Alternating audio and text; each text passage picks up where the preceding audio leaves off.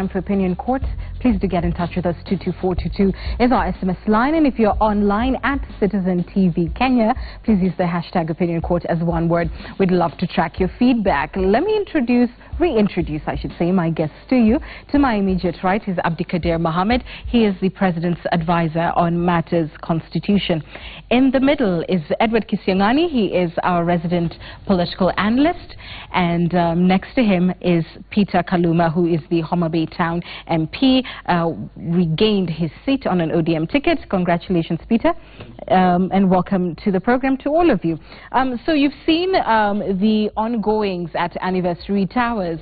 This week alone, we have had the chairman of the commission appoint a new team, one that has not only been rejected by both sides of the political divide, but also by a section of his own commissioners. Hot on the heels of that, a memo that was leaked, allegedly written by the chair to the Secretariat CEO, Ezra Chiloba, requiring him to explain some alleged wrongdoings in the conduct of the just concluded general election. And then, before we could even wrap our heads around it, another denial coming from a section of commissioners, at least 4 this evening, saying that they disowned that memo, that the issues therein were not brought before the plenary. And so it's on the back of all this drama at IEBC where we're asking whether this is a commission that can stay the course and be able to deliver an election in the next month or so. So let me start with you, Abdikadir. What do you think of this latest infighting?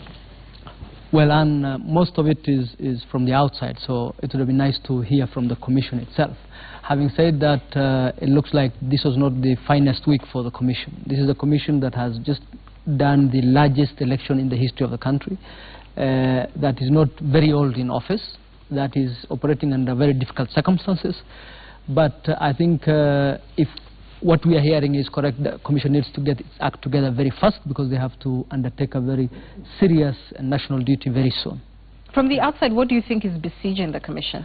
I think the politics is very toxic. You had immediately the ruling was read in court. Immediately the subject then was the commission. We have a history of attacking commissions immediately after an election. In the last 10 years, we disbanded the ECK, we disbanded the ISA Commission, and this commission is under attack. And I think as a country we need to come around the institutions. I don't think our problem is the institutions. I think the problem is the politics in the country. All right, Peter, your thoughts on this infighting and the fact that there seems to be a very nearly clear line drawn between Wafula Chebukati, some would say also Dr. Roslyn Akombe, and the rest of the commissioners? You see, coming hot on the heels of what the Supreme Court decided about the competence, the possibility that the commissioners neglected their duty in committing those illegalities, the reasons for which we are still waiting for. What is happening in the commission currently portrays, total incapacity, and it erodes public confidence in the capacity, let me say, of the commission to superintend a proper election. And to me, that would be unfortunate. Unfortunate why? Unfortunate because this is the only body mandated by the Constitution to conduct elections. Those elections must be conducted within 60 days, as already ordered. Assume that this infighting we are seeing, went ahead beyond, the 60 days. What are we looking at as a nation? We are looking at a major constitutional and political crisis. So I would personally say that it was good for the chair, having been directly mentioned in the Supreme Court case and having been indicted together with the commission, to raise those issues. What I don't know is the context in which the other commissioners are opposing what the chair or the inquiries the chair was making. Because look, the chair of IEBC wears 4 caps in the context we are dealing with. One is the head of the institution, and the whole nation knows the institution has been indicted by the Supreme Court. He would be entitled to ask anybody who is below him within the commission what they know about those issues which are at the country. I think it is only responsible that he does that. Right. Remember, and also, that the chair is also a constitutional office under Article 138. He is the returning officer for the presidential elections.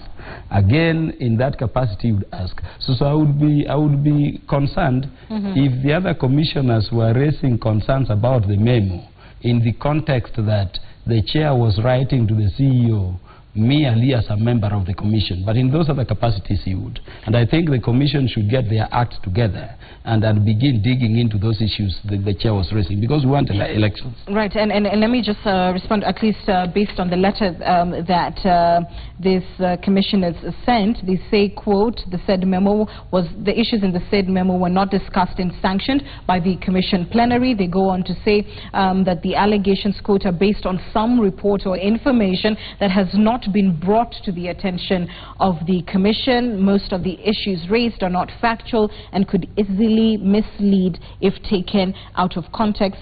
They, however, quickly add that they are reviewing the issues to prepare appropriate responses to be presented to the commission plenary. So they seem to be suggesting that, number one, not only is what is in the memo not something that is formally before the commission, but secondly, that this is an issue that should have been brought before the entire plenary. You see, that memo assumes that the chair cannot act other than on a decision coming from a plenary. And I can tell you that is not my interpretation of the role and the standing of the chair. And my problem with the commission, you know, Anne, is that for once we have an electoral commission with only one lawyer sitting there, who is the chair.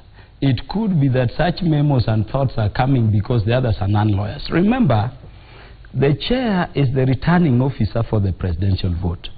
The matter in dispute and the issues being raised concern the conduct of the presidential election. I mean, as the chair, you would raise issues with the officers concerned without necessarily having a plenary meeting. Remember, also we are dealing with a chair who has been indicted together with the commission as a chair in his own capacity, named as Wafula Chebukati. You would still be responsible enough to go raising those issues with the officers concerned. So the thinking in the commission, I don't know what founds it. If the chair were talking in the context of talking on behalf of the commission, then really I would easily agree with those commissioners. Okay, but if the chair is raising issues in those other capacities, he's entitled. And those commissioners would be, engaging in insubordination, in my view. All right. I think, Anne, the question you asked is critical. That does this electoral commission have the capacity to conduct another poll?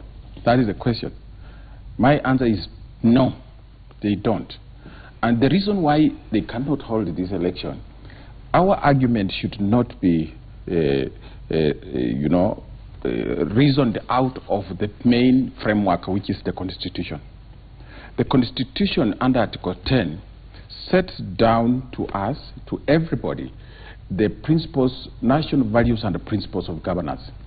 This commission knows those values, among which accountability, among which transparency, and so on and so forth. That is the starting point. When the Supreme Court pronounced itself on this matter, most of us didn't have evidence.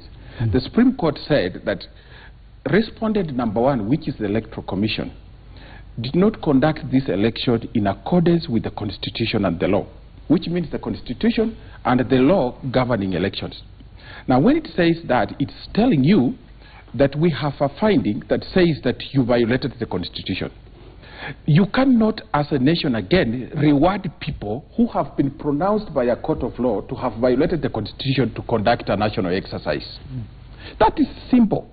And if I was a member of that commission, what I would say is that the Supreme Court, where you cannot appeal, the decisions taken, you can't go beyond that, has said I violated the Constitution. Under Article 73 of the Constitution, it means that I no longer inspire public confidence. Are you talking about the entire commission? No. Commissioner, Secretariat? And I'm coming to that, Anne. When you talk about Chebukati, you talk about Ezra Jiloba, they are different from the IEBC. As an institution, the IEBC must conduct the election. Right. So you cannot debate that. But if today you take Kaluma there and he spends most of his time at the IEBC selling mandazis, instead of doing the business of conducting a free and fair election, then we remove Chiloba we remove Kaluma, but we do not incapacitate the institution. So what we are asking is so that... who specifically are you saying? There are people within, including the chairman himself. Look at the questions that the chairman is raising. The chairman has now turned inward and he's attacking his own officials. What the questions he's asking on 5th, Anne, when did he find out that these people, there are very weighty issues. There are issues like you did not, some forms were not signed, they didn't have security markings. So you are asking, between Friday last week and today and the 5th, which is just Tuesday. The fish rots from the head, is what I'm hearing. Yes, so what I'm saying, you know, and the question I'm asking, the question I'm asking is important because we need to investigate this. Did the chairman set up an internal commission to give him these questions? Did he have these questions before the Supreme Court ruling, or it's an afterwards? Suppose the Supreme Court did not nullify the election, would the chairman still ask these questions? So the question we are saying is that in the end, he's saying that the institution which I had is rotten, and I'm presiding over this institution. So what is likely to be done if, now my advice is this, his ability to hold this, to conduct another poll is heavily compromised. So the best thing to do is to help Parliament this way. So Prof, let's get to you're completing our entire discussion in one soundbite, and we want to go progressively. So hold your thoughts. Abdikadir, just respond to what he said. So I think the first thing to understand is, and I don't think the chairman has come to say that that was his memo or not, but the chairman had the ability to answer very many questions. The chairman was in court. The chairman gave affidavits to very many questions. A lot of allegations from NASA, and my colleague Paloma was in court. So if the chairman had issues, the chairman had an opportunity to raise those issues with the institution, with the secretariat, with his colleagues, and had opportunity to bring the answers, or even say he doesn't know the answers. In court? In court, through a sworn affidavit, not in a memo that nobody knows who the author is.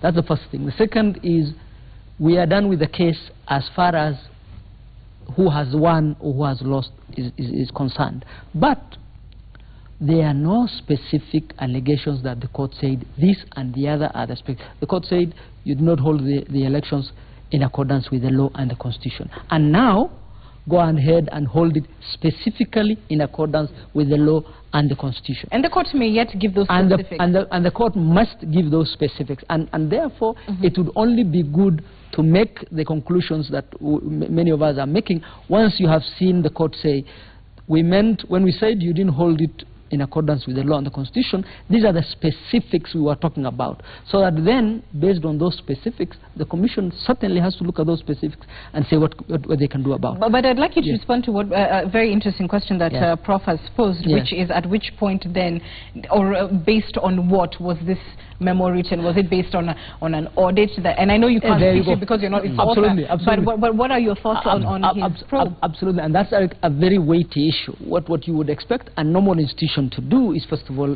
wait and find out what are the allegations against us and what are the instructions we are getting, number one. Number two, how do we then respond to this within our mechanisms, within the law? Because that's what the court said, within the law, specific to the constitution and the law. That's why I don't like the extra legal, extra constitutional proposals about let's sit and discuss an ABCD. Those are political issues for politicians to do. For the institution, it's a commission that's set up by law. It is meetings. Even its meetings are set by law. The way to conduct its meetings is run by is set by an act of parliament. So these are institutions that has very formal processes. They are formal processes, and it's not true that the chairman is the commission or vice versa. The commission is one entity. It is chair, the commissioners, the secretariat. The secretary is the CEO. The secretariat is a very critical organ of. This institution needs to operate formally through processes. And so you are disagreeing with Kaluma in terms of the vast powers of the chair to, of his own volition, institute probe or discipline it is called the Independent Electoral and Boundaries Commission. It's not called the chairman alone. It is a commission. And like all commissions, it acts corporate. When the chairman acts as returning officer, he is doing so on behalf of the commission. When the chairman is doing spokesperson duties, he is speaking as a spokesperson for the commission. So it's really a corporate entity, not an individual. What do you think of what you've heard, Peter, especially to the extent that it is not clear what motivated specifically the memo, if we were to assume that the response by the 5 or so commissioners this evening saying that these are not matters formally before the commission. So again, to Prof's question as to how the issues that Chebukati is asking for very specifically, how they came about to be. What is your sense? Again, within the limitations we have, because surely we are not in the commission and we don't know what the chairman. It would be nice for the chairman to come and speak to these issues, but from the outside, what we expect is the chairman had an opportunity to ask questions, because he was asked. The chairman was a party to the suit.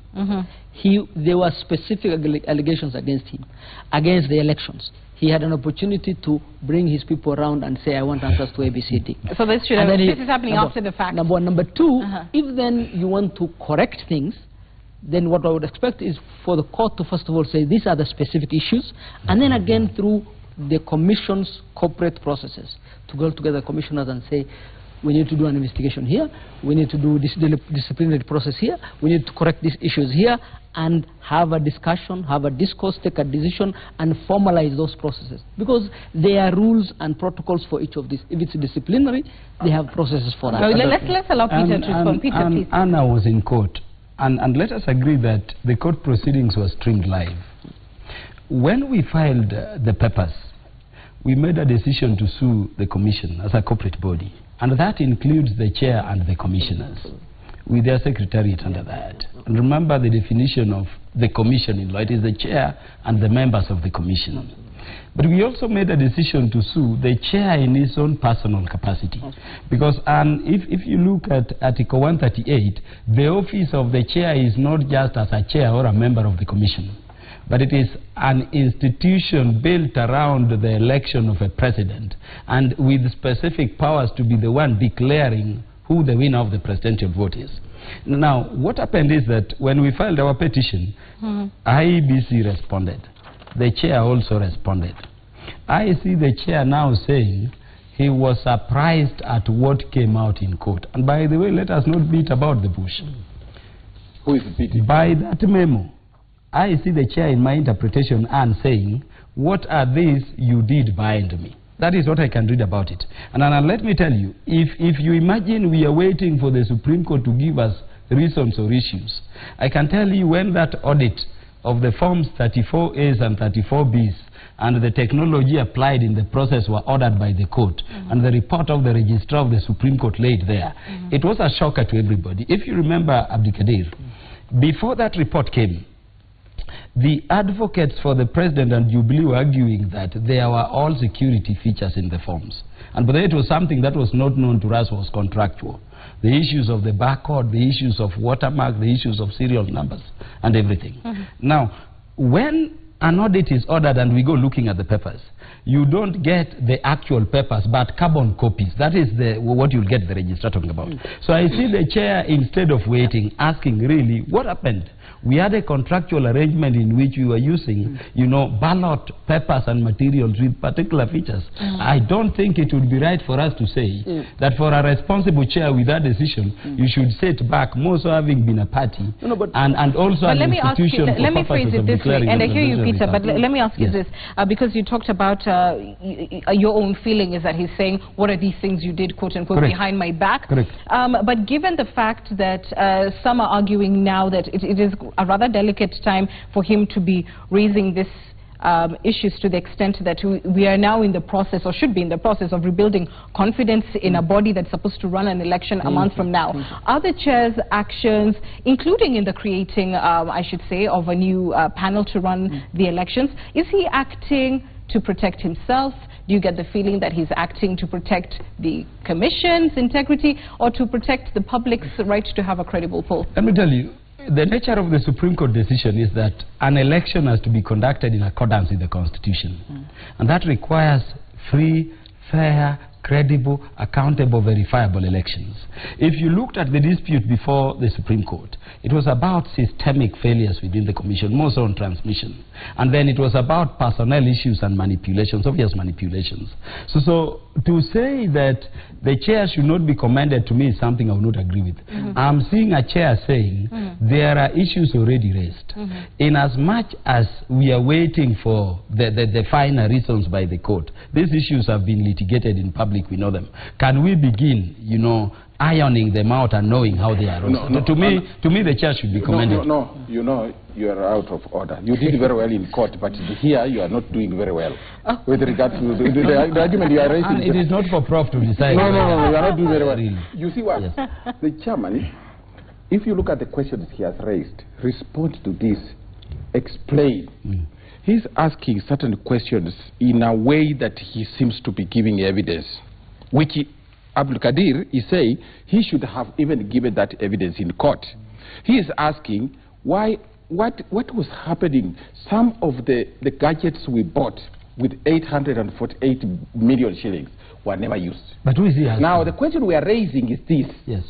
At what point between Friday and now, because before the petition, a week ago, almost a week and a half ago, that Tuesday, Wednesday, when we had a full hearing of the case, the chairman had given instructions to lawyers to go and argue that he conducted the election in a free and a transparent manner. He actually swore. Even swore an affidavit. Then before that, you remember, just before he declared the results, similar issues had been raised at Bomas. In fact, your team refused to participate in that when you argued that about 11,000 polling stations had not submitted results. The chairman took a withdrawal, took leave for a few moments, then came back and said, we now have all the results. Now, that means that his position was that he had all the results, everything was working well. We hope the same secretariat is now condemning had given him information. But what changed over the weekend? Because he seems to be even talking about the same presentations that you and your team presented. You know, Anne, this information that we're having, let me finish. You're suggesting that the chairs... No, I want to help you. Motivated by NASA? No, wait. It is what, maybe not motivated, but this is exactly what the petitioner argued. And which was not challenged by the chairman in court. So now that he's saying did he cheat the nation when he knew that... Okay, let's go to Abdikadir. Abdikadir was not in court. No, but he has not spoken. Let's allow him to speak on the matter. I think, first of all, on the issues that Wakili spoke about, you see, the law was changed when it came to where the results would be declared. So quite a number of the documentation was left at the polling stations. Some of them actually, I'm told, were even forgotten or left in the ballot boxes, because the originals are supposed to be handled there. The whole idea of bringing originals to the National Tallying Center had been done away with by the courts. Now, procedural issues, nobody is doubting there will be procedural issues. The key issue was that were procedural issues sufficient enough, weighty enough to overturn the decision of 16 million Kenyans. That is the big problem we have with the decision. But more critically, the decision to vote. More critically, coming to the chair's alleged actions, because we really don't know whether the memo was his or he has not come out to say, I'm the one who did this. We have no problem, in good faith, with the chair or the commissioners saying, look, the court has said we have procedural and legal issues. How do we go about it and what do we correct? That is perfectly in order. But you have to do it procedurally correctly and lawfully, which is, as a commission, what is the most natural way of doing it? Let's sit as a team. We look at the issues, we determine them, then we implement them.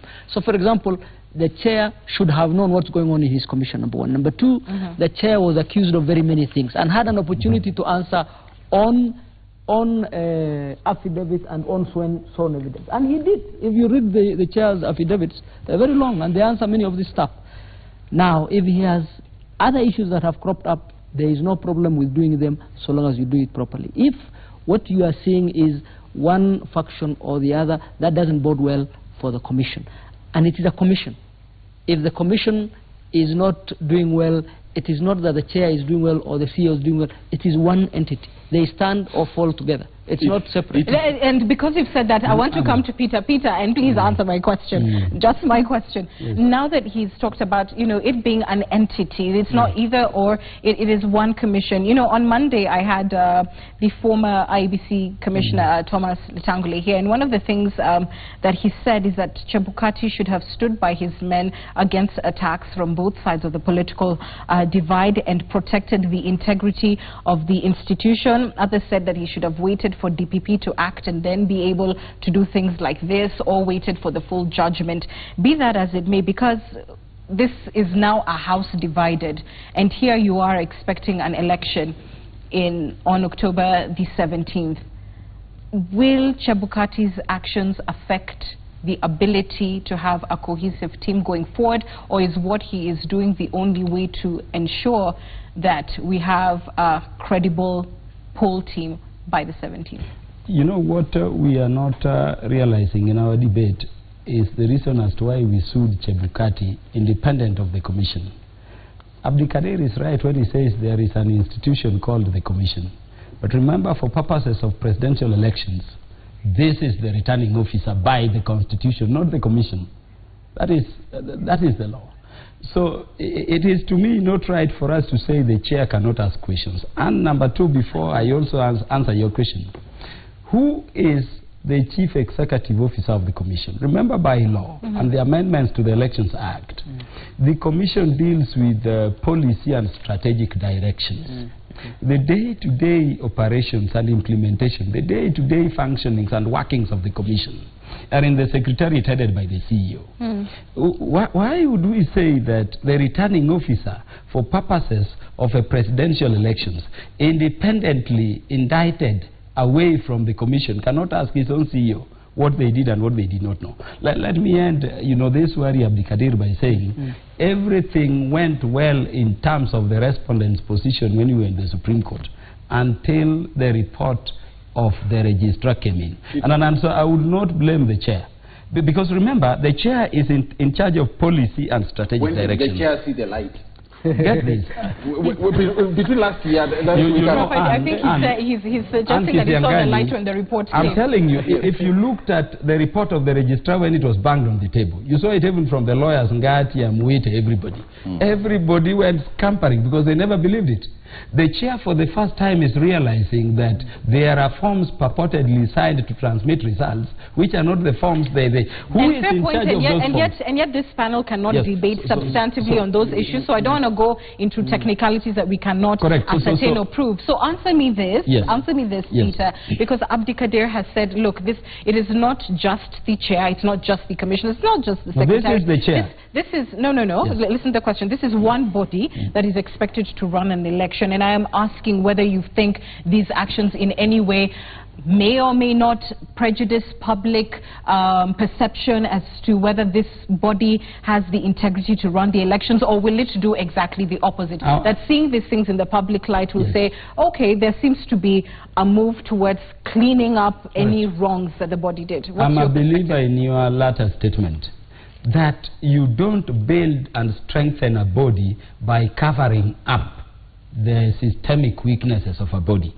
And that is the reason as to why I'm commending the chair. We want the commissioners talk out more. And as they talk out, we want those systemic weaknesses which were infiltrated to mess up the election, you know, dealt with, not ending at that. And as NASA, you remember what we are saying. Deal with those technological lapses you had so that we can have free and fair elections. If you have personnel issues, deal with them.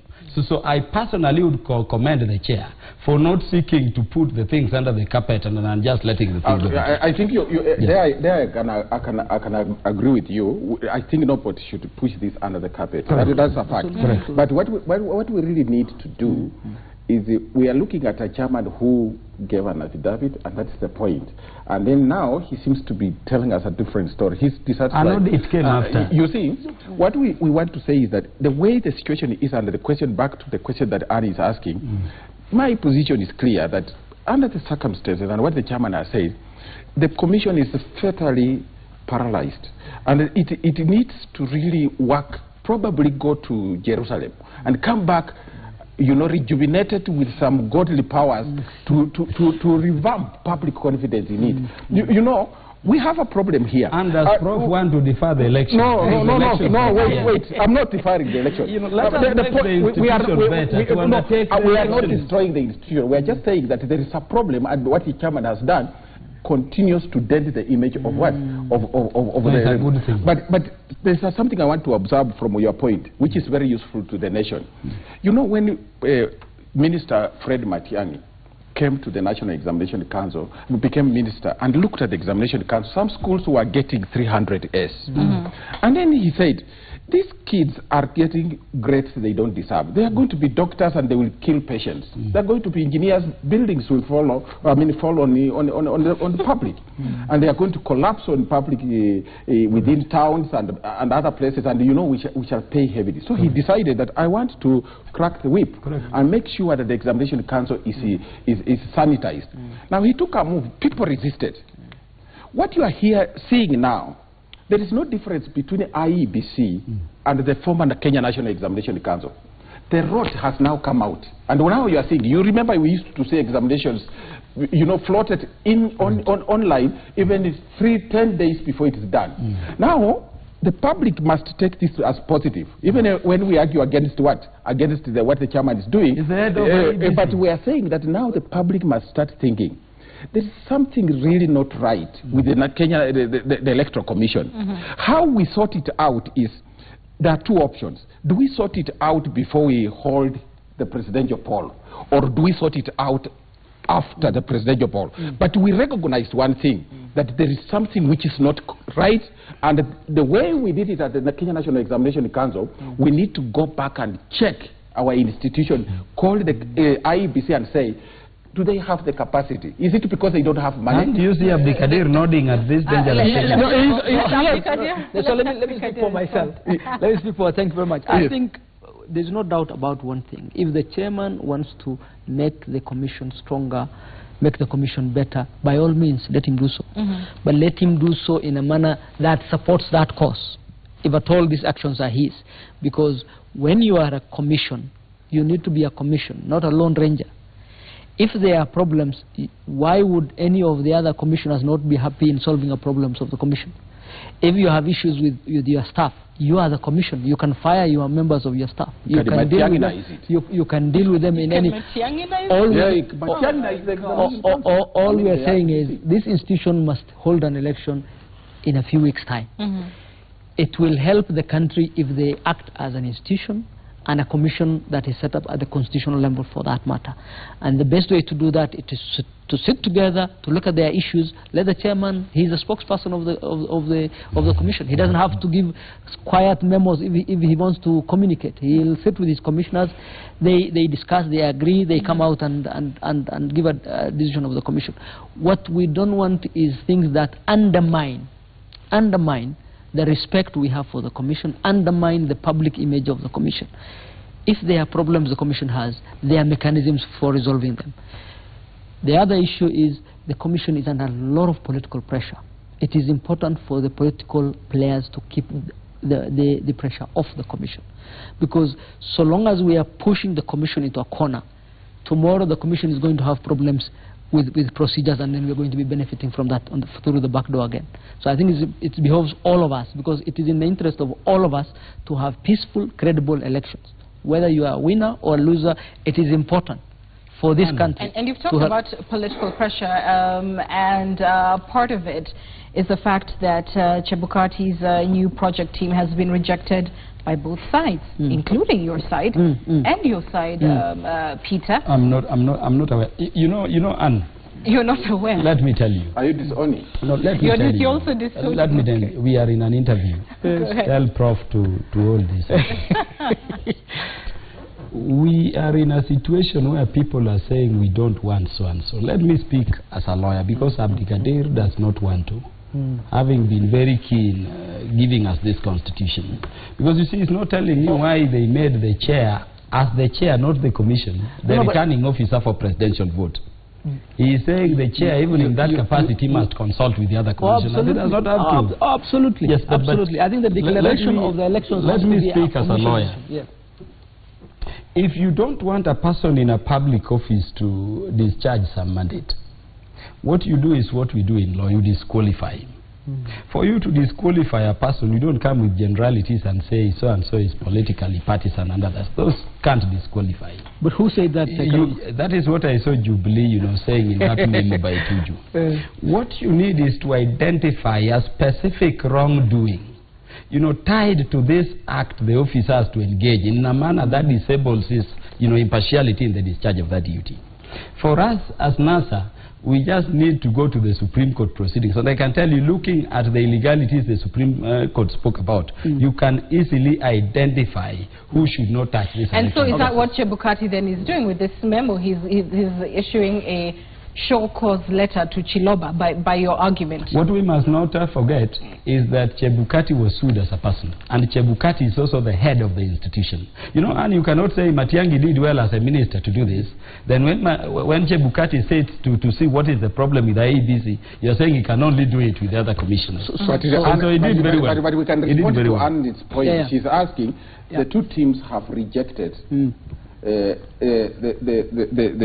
setup, the new outfit. No, we didn't reject the new outfit. I think we rejected, you remember, Anne, we said we will not go for any election with any commissioner, the Supreme Court, in their judgment, implicated in any wrongdoing or illegality. And we will not go for that process with any officer who will be implicated directly by the reasons coming in addition to the orders of the Supreme Court. But I can tell you... So, and first of all, I can tell you, there is not one... Abdikadir, I'm still talking. Yes, but please, they are very easily identifiable, because if you look at what happened in court, the results, people voted. Somebody went outside the voting predetermined result and started manipulating forms backwards. It is not difficult to know who was doing that. It is not difficult to know who, entered the servers, and the imprints are there. So we know the people to deal with.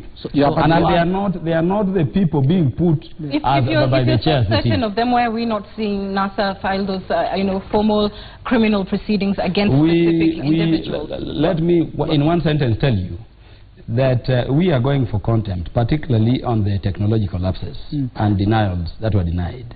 And we are going for also criminal action. If the DPP cannot take it up, you can be sure we are going to privately prosecute. And I'm telling you this, and look at my eye with confidence, that in the team we are already working on that. On this one, people must begin. So the first issue, the first issue is, and all of us saw the judgment of the court. We have not seen one person's name that the court said this X did specifically this. So that is really not correct to say that there are people who are mentioned who should do ABCD. But the problems I had with the project team are not to do with their political stand or X. That is for the political party to say. My problem was the court said we must conduct the elections strictly in accordance with the law and the constitution. So who is to deploy staff? The chairman has zero powers to deploy staff. Zero powers. The powers for deploying staff, HR functions, are authorized officer functions which come under the CEO. The secretariat is the executive arm of the commission. The chairman, CEO is the biggest mess. The chairman is the chairman of the commission. If he wanted people to be changed, there was no problem with calling a commission meeting. The secretary is the secretary of the commission and acting through the secretary. That is the accounting officer of the commission. If you want to discipline the CEO, you are a commission. Bring their HR processes and protocols. Bring those issues, clearly find him at fault, discipline him as required by the law. Otherwise we go back to the same point where Kaluma was. This commission has conducted itself contrary to the law and contrary to the constitution. So if you have a project office, if you have a project office that's going to conduct the presidential elections, that is appointed outside the law, and you from the word go, starting on an illegality and procedural process, that then, my friend Kaluma, when they finally lose the elections again, will come back and say, even the team that was doing, that was doing this was in procedure. I'm sorry, I won't be able to give you a chance to respond. Prof, I just want you to make a final comment, because people are at this point asking themselves, are we going to have an election on October the 17th? What is your own feeling about the way in which things are being handled right now? you see, so far where we are, there is a problem, Anne, because I said we start with Article 10 of the Constitution. I say, what does it say? So even the recent appointment of this project team that you are talking about, did Chebukati ever sit down and read Article 10 before making these appointments? You see, he didn't, because there are specific things that you do when you are in public office. They need a certain mandate. So I'm supporting what Abdulkadir is saying, what is really has been done is that he's already in trouble, but he's raising more trouble by appointing a team. So what we agree is this, Anne, as we come to this election, we have a duty as a country. Let me take the position again which my brother has taken, that the fact that this political class should give us a break. The political class should give us a break so that institutions which are supposed to carry out certain responsibilities do it. If they think those institutions are not doing a good job, they must use procedure to remove these institutions or the members of these institutions so that we have new men and women to take care of our destiny. But now, if you are going to inject politics and people move, when you announce that you want to do this, they move and then do what you want, then another guy comes to oppose. Our ability to hold a free and a fair election on October 17, that ability is heavily compromised. Everybody must talk to each other, but the talking point should be this Constitution. This is where we start. Let nobody act outside the Constitution when they are trying to bring changes. There is a problem with the IEBC, but we must fix these problems through the Constitution. And that's where we wind up Opinion Court. I thank you all for your views, and let's just bring you up to speed, of course, with the politics. Tomorrow, the Jubilee Brigade will be campaigning in Kapkatet. And NASA will be here first in the capital holding a press briefing, and thereafter they'll be heading to Kambani, and of course we'll be following both political sides as they seek to have your vote one more time come October 17th. We're taking a break. The sport is up next with Bernard Dong.